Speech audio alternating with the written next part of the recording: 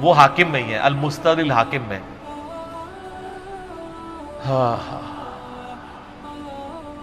غزوہ تبوک آپ کو پتا ہے ایک ایسا غزوہ تھا جس میں جو شرکت نہیں کرے گا وہ منافق ڈکلیئر ہوگا. قرآن میں فتویٰ آ گیا تھا. اس سے پہلے کبھی نفیر عام نہیں تھی. یہ پہلا اور آخری موقع تھا، کیونکہ رومن امپائر سے ٹکرانا تھا.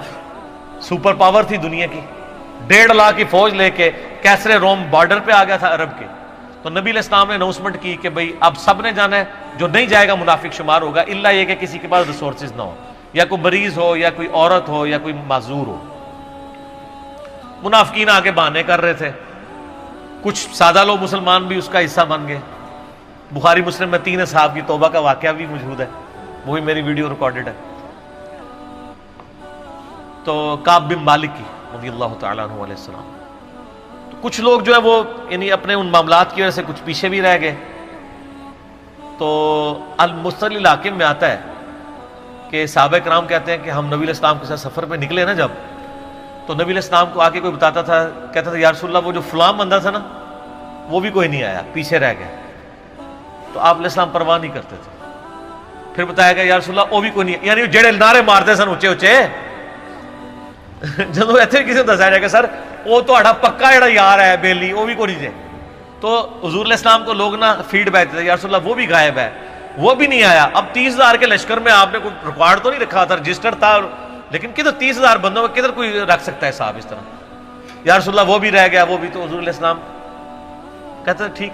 آپ فرماتے تھے اللہ چاہے گا تو آ جائے گا، نہیں آئے گا تو نہیں آئے. تو کسی نے کہا کہ وہ ابو ذر غفاری بھی پیچھے رہ گئے. آیا اور ابو ذر کو اس کے اونٹ نے روک لیا. اونٹ ہی نہیں اٹھ رہا تھا نا سر، وہ آپ کو گاڑی تو نہیں ہے نا جو سٹارٹ کر لیں گے آپ. اونٹ چلنے سے انکار کر دے کوئی کر سکتا ہے؟ اور سر سفر کتنا ہے؟ 700 کلومیٹر. 700 کلومیٹر کا ریگستانی سفر آج کے دور میں بھی کرنا مشکل ہے. سائیکل پہ نہیں آپ کر سکتے، پیدل تو آپ سوچ بھی نہیں سکتے. اونٹ کے بغیر کیسے ہو سکتا ہے؟ جس میں آپ کو اونٹ اس لیے بھی ضروری ہے کہ اس کے اوپر آپ نے سامان لادنا ہے. پانی نہیں راستے میں پینا. ریگستان میں تو کئی کلومیٹرز تک کچھ بھی نہیں ہوتا، بھوکے پیاسے مریں گے. پھر آپ قافلے سے بھی جدا ہیں. تو ابو ذر غفاری کوشش کرتے رہے کس طریقے اونٹ. اسی دوران قافلہ نکل گیا آگے، تو وہ اونٹ اٹھا ہی نہیں ہے. تو حضرت ابو ذر غفاری نے اپنا سامان اپنی پیٹھ پہ لاد لیا، پیدل چل پڑے ریگستانی سفر میں. حاکم کی روایت ہے کہ ہم نے دیکھا دور سے ایک اکیلا شخص آ گیا جس کی پیٹھ کے اوپر بورا لدا ہوا ہے. تو نبی علیہ السلام کی آپ محبت دیکھیں، آپ نے فرمایا کہ تو ابو ذر ہو جا، یعنی جو آنے والا شخص ہے تو ابو ذر ہو. یعنی حضور نے خواہش کا اظہار کیا. آپ کو نظر تو نہیں آ رہا تھا یہ کون آ رہا ہے، آپ کی محبت. آپ کو پتا تھا ابو ذر غفاری نہیں رہ سکتا پیچھے. تو صحابہ کہتے ہیں آپ نے فرمایا تو ابو ذر ہو جا. تو صحابہ کہتے ہیں تھوڑی دیر بعد جب وہ قریب آئے تو ہم نے پہچان لیا ابو ذر غفاری ہیں. تو جب ہم نے پہچان لیا نا تو حضور علیہ السلام نے ان کے پہنچنے سے پہلے آپ نے فرمایا ابو ذر کو دیکھو اکیلا آ رہا ہے، اکیلے ہی دنیا سے جائے گا اور قیامت دن بھی اکیلا اٹھایا جائے گا. دنیا سے کیا کہہ رہے گے؟ صحیح بخاری میں آتا ہے کہ حضرت عثمان غنی رضی اللہ عنہ کے دور میں چکے. یہ اس حدیث کا بھی کچھ حصہ باقی ہے، میں بعد میں بیان کروں، پہلے میں اس کو کنکلوڈ کر لوں. کہ صحیح بخاری میں آتا ہے کہ حضرت ابو ذر غفاری شام چلے گئے تھے. وہاں پہ چونکہ گورنر تھے حضرت معاویہ رضی اللہ تعالیٰ عنہ. وہ قرآن کی وہ جو سورہ توبہ کی آیات ہے نا کہ جو لوگ سونا اور چاندی جوڑ کے رکھتے ہیں یہ گرم کر کے ان کی پیٹھوں پہ ان کے ماتھے کے اوپر لگایا جائے گا قیامت والے دن. تو وہ یہ آیت پڑھا کرتے تھے اور حضرت معاویہ سے ان کا جھگڑا رہتا تھا کہ تم لوگ جو یہ مال جوڑ رہے ہو نا اور یہ اتنے خزانے تم لوگوں نے بنا لیے ہیں، یہ نبی علیہ السلام کی تعلیمات کے خلاف ہے. تو حضرت معاویہ کہتے تھے یہ تو اہل کتاب کے بارے میں آیات نازل ہوئی ہیں. تو وہ کہتے تھے نہیں، یہ سب کے بارے میں ہے.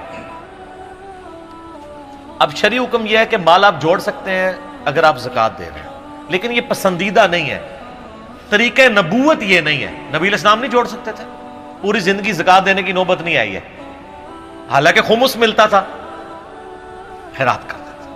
ابو ذر غفاری کا جھگڑا یہ تھا کہ تم تو نبی کے اصحاب ہو، تم لوگوں کو یہ زیب ہی نہیں دیتا کہ تم لوگ اس طرح کے محلات میں رہو اور اس طرح مال جوڑو۔ تو اب چونکہ سینئر صحابی تھے، ان کو ہاتھ ڈالنا بھی آسان نہیں تھا، پھر نبی علیہ السلام نے فرمایا کہ اس سے زیادہ سچا انسان ہی کوئی نہیں، تو حضرت معاویہ نے خط لکھا حضرت عثمان کو کہ جی اس بندے سے میری جان چھڑائے نا، اس کو آپ واپس بلائیں۔ حضرت معاویہ نے جب خط لکھا تو حضرت عثمان نے ان کو کہا تم مدینہ شریف واپس آ جاؤ۔ مدینہ شریف جب یہ واپس آئے تو صحیح بخاری میں آتا ہے کہ لوگوں کا جھمگٹا لگ گیا ابو ذر غفاری کے گرد، لوگوں کو پتا تھا یہ تو بڑا یعنی زہد والا بندہ ہے۔ تو ابو ذر غفاری وہی حدیثیں سنایا کرتے تھے کہ حضور نے فرمایا یہ پہاڑ سونے کے برابر ہو تو میں خیرات کر دوں گا،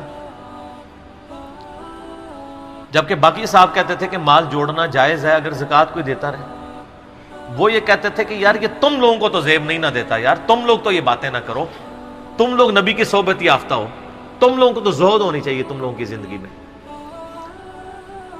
اب لوگوں کا ہجوم ان کے گرد لگ گیا اور پھر حضرت عثمان نے ان کو خلیفہ وقت بلایا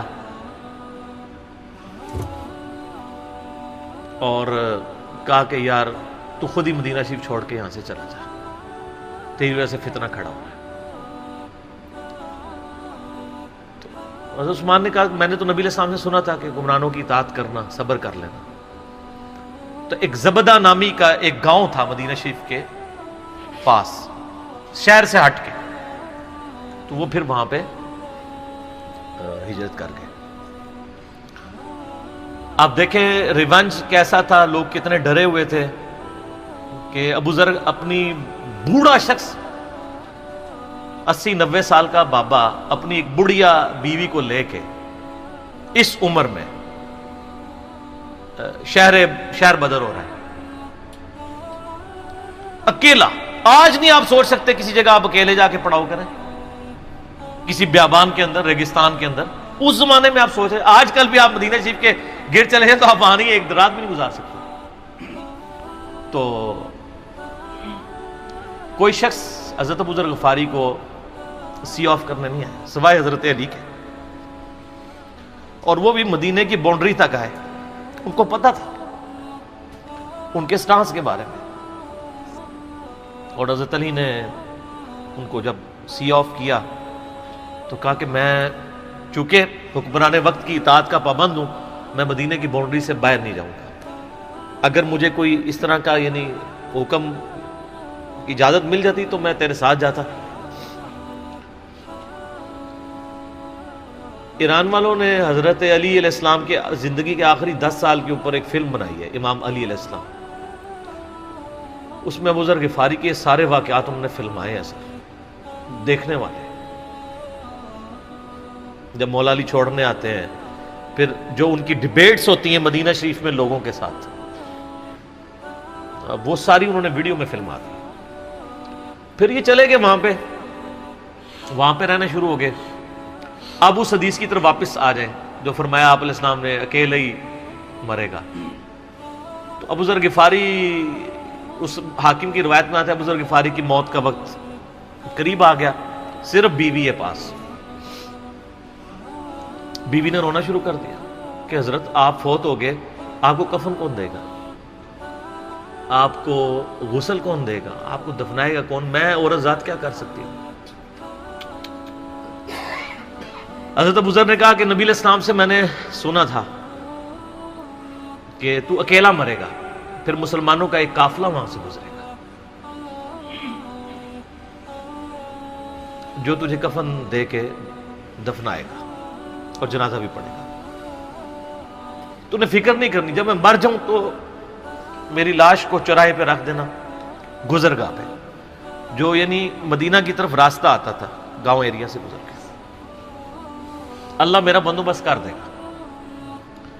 وہی ہوا کہ ان کے مرنے کے بعد مسلمانوں کا ایک قافلہ دور سے آ رہا تھا، تو اسی مستدل حاکم کی حدیث میں آتا ہے کہ سر قافلہ بھی سنے پھر کون ہے؟ عبداللہ ابن مسعود رضی اللہ عنہ۔ ابو ذر غفاری بھی زہد کے امام، ابن مسعود بھی زہد کے امام، ابو درداء بھی زہد کے امام۔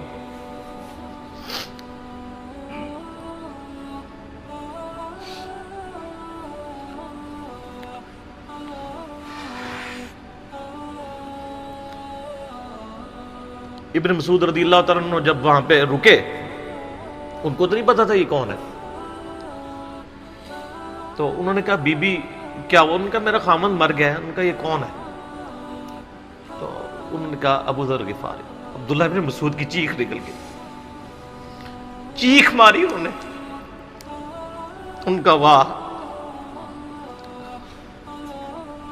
اللہ کے نبی نے فرمایا تھا کہ ابو ذر اکیلا آ رہا ہے تبوک کے موقع پہ، دنیا سے بھی اکیلا جائے گا، اور قیامت الدن بھی اکیلا اٹھایا جائے گا۔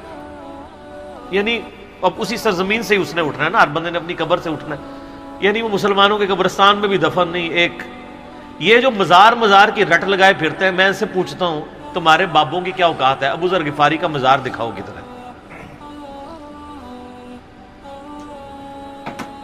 جو اس روئے ارض پہ نیلی چھتری کے نیچے سچا ترین انسان جس کو اللہ کے نبی کہہ رہے ہیں، اس کا کوئی مزار نہیں ہے۔ غریب المتنی میں مرا ہے، اس کی قبر بھی ایسی جگہ ہے جہاں مسلمانوں کے پاس قبریں بھی کوئی نہیں ہے، ایک ریگستان میں اکیلی قبر ہے، اس قبر کا بھی کسی کو نہیں پتا، اس پہ کوئی مزار بھی نہیں ہے، اور قیامت الدین بھی اکیلا اٹھایا جائے گا، یعنی قیامت تک وہاں پہ کوئی قبرستان بھی نہیں بنے گا۔ ظاہر نبی علیہ السلام کی یہ بھی خبر ہے، تو کیا وہ ناکام ہو گیا اگر مزارات ہی دلیل ہے کامیابی کی؟ تو عبداللہ ابن مسعود رضی اللہ عنہ نے ان کو غسل دیا، کفن دیا اور دفنا دیا۔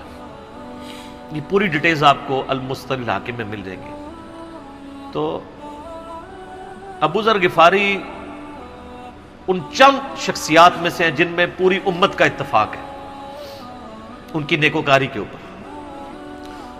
شیعہ بھی ان کو بہت رسپیکٹ دیتے ہیں، اہل سنت بھی دیتے ہیں، صوفیاء کے ہاں بھی ان کو امام مانا جاتا ہے زہد کی وجہ سے۔ آپ تصوف کی جتنی کتابیں پڑھیں، چاہے امام غزالی کی ہوں، رسالہ قشیریہ پڑھیں، اور لوگوں کو بھی پڑھنا شروع کریں، تو ابو ذر غفاری آپ کو زہد کے امام کے طور پہ ملیں گے کہ ان کی زندگی میں یعنی یہ زہد تھا کہ انہوں نے کس طرح کی زندگی گزاری ہے۔